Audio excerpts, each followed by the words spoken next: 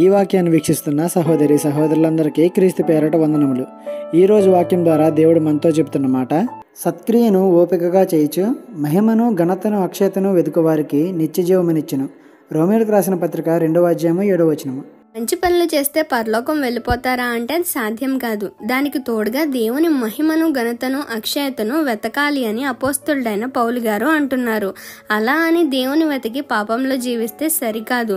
సత్క్రియలు చేస్తూ దేవునిని వెతకాలి. దేవుడు ప్రతి మనిషిని మంచి పనులు చేస్తూ దేవునికి సాక్షిగా జీవించాలని పుట్టిస్తారు. కానీ మనిషి కాలక్రమేణా తన చుట్టూ ఉన్న పరిస్థితులను బట్టి పాపపు ఆలోచనలతో పాపిగా మారిపోతున్నాడు. అందుకే మంచి పనులు చేస్తూ దేవుణ్ణి వెతకాలి. ఎందుకంటే పాపం లేకుండా ఏ మనిషి జీవించడు. కాబట్టి ఆ పాపం నుండి విడుదల పొందాలంటే పరిశుద్ధుడైన దేవుని చెంతకు చేరాలి.